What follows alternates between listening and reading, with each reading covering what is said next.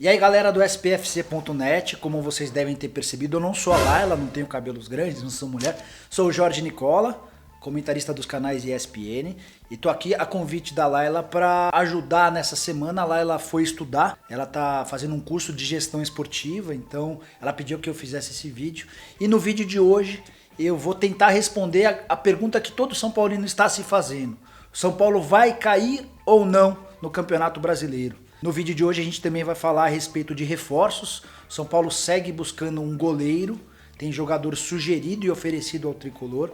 Há uma busca desenfreada no clube por um lateral direito, embora as opções sejam bem escassas.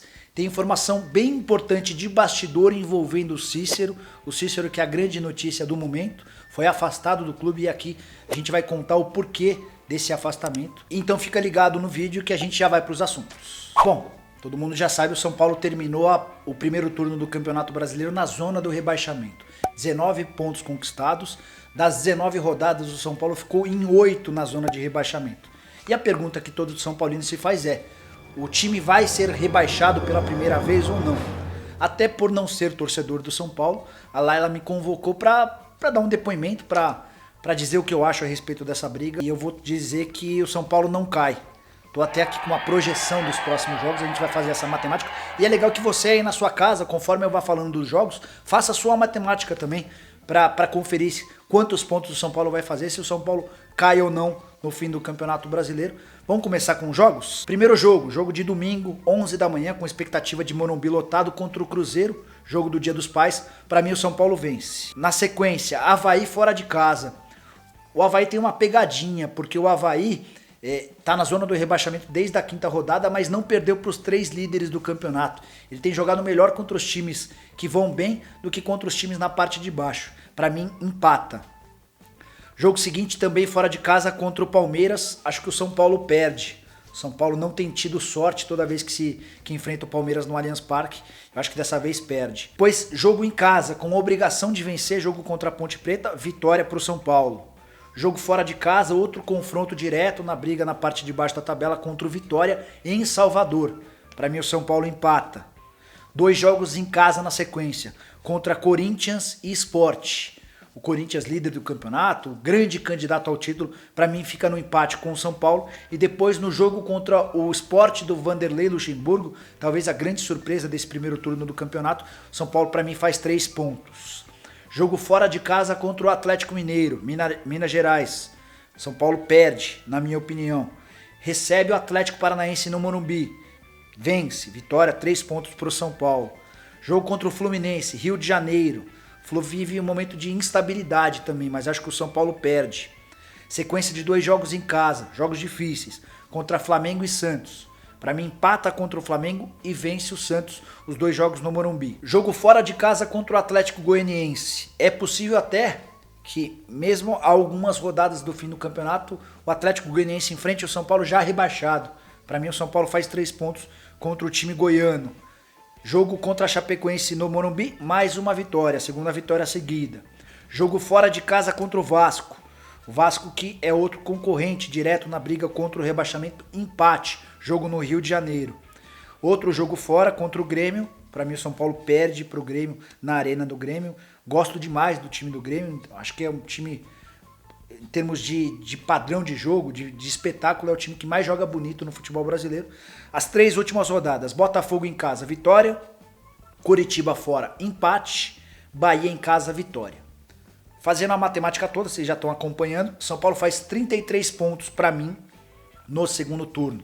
Os matemáticos dizem que um número tranquilo para que o time não caia é de 46 pontos. Os clubes de futebol no Brasil trabalham com 45. De qualquer maneira, os 33 pontos que eu imagino que o São Paulo vai fazer no segundo turno, mais os 19 do primeiro turno, dão 52 pontos. Uma vantagem bem tranquila, confortável. O São Paulo, para mim, até chega nas últimas rodadas do campeonato já não correndo mais risco de rebaixamento.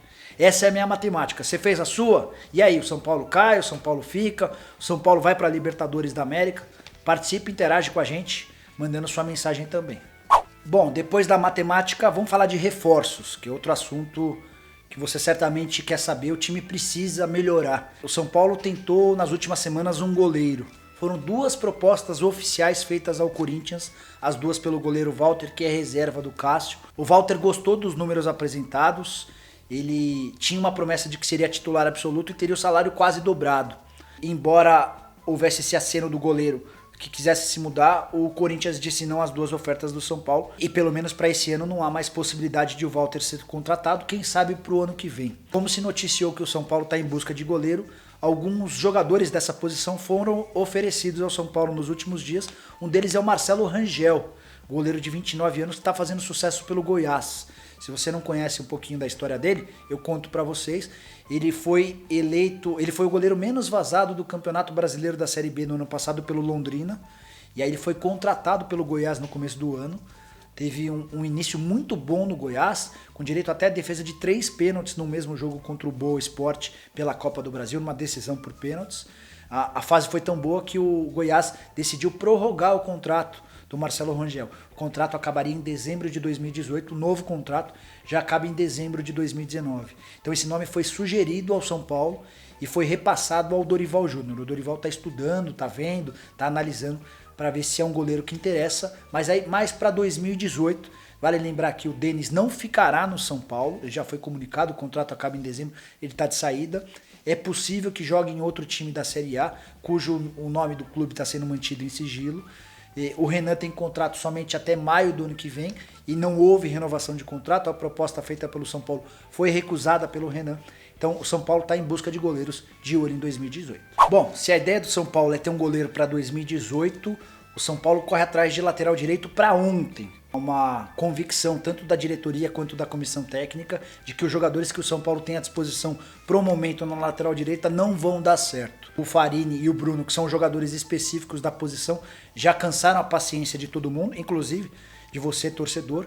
O Marcinho, que foi improvisado como lateral, já não tem jogado mais tão bem quanto no início de sua passagem pelo São Paulo. E o Araruna, que era a esperança de muita gente, acabou indo mal contra o Bahia e ainda se contundiu. Então o São Paulo decidiu ir ao mercado, está fazendo uma grande busca. O problema é que clubes da Série A só poderiam negociar jogador com o São Paulo se esse jogador não tivesse feito mais do que 7 jogos. Não pode vir ninguém de fora porque a janela já está fechada. Então hoje as buscas do São Paulo se concentram nas séries B e C. E é por isso que você está vendo a foto do Samuel, que é lateral direito do Botafogo de Ribeirão Preto. O Botafogo faz boa campanha na Série C do Campeonato Brasileiro, e o Samuel foi sugerido ao São Paulo. Procura um jogador com um pouco mais de nome, que chegue para tomar conta da posição. Então vai ser difícil que o Samuel seja contratado pelo São Paulo, mas foi um dos nomes sugeridos nos últimos dias. Uma urgência gigantesca, inclusive a diretoria está disposta até a colocar dinheiro. Não é o habitual do São Paulo gastar dinheiro para contratar. Em geral o São Paulo tenta buscar opções gratuitas para essa posição diante da emergência. O São Paulo tá topando gastar até uma grana para contratar um reforço e acabar com esse problema na lateral direita. Chegou a hora de falar da polêmica, a grande polêmica da semana no São Paulo, o Cícero, volante que foi afastado pela diretoria do São Paulo nessa quarta-feira. A notícia foi divulgada depois do treino da manhã. O São Paulo não confirma o motivo do afastamento, mas eu consegui apurar com pessoas importantes de dentro do São Paulo. Esse afastamento tem a ver com a má relação que o Cícero tem com algumas pessoas do São Paulo, do elenco, funcionários e também da diretoria.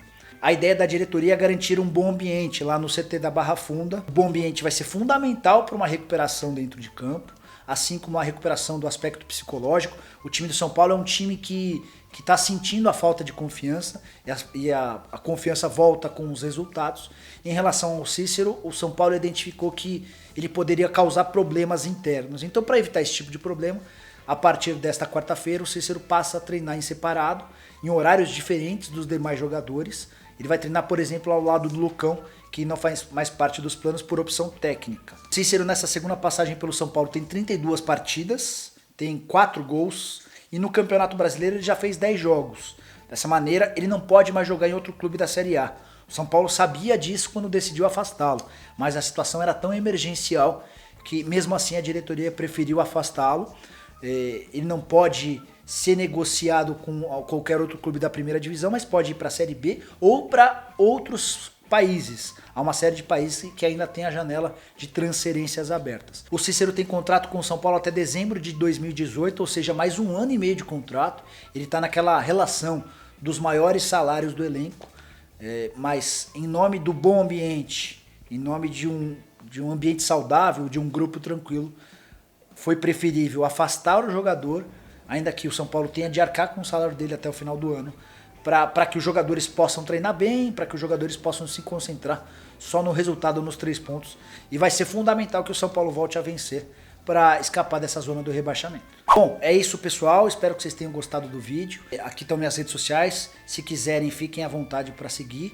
E eu quero muito que vocês comentem, participem, dando a pontuação que o São Paulo vai ter ao final do campeonato, até baseado nessa projeção que a gente fez. São Paulo cai, não cai? Também fiquem à vontade para comentar sobre o Cícero, sobre os reforços, quem vocês indicariam para a lateral direita. Tenho certeza que os dirigentes do São Paulo têm o hábito de assistir aos vídeos do spfc.net. Quem sabe você não dá uma sugestão importante ou para lateral ou para o gol. E na semana que vem tem mais vídeo. Até a próxima.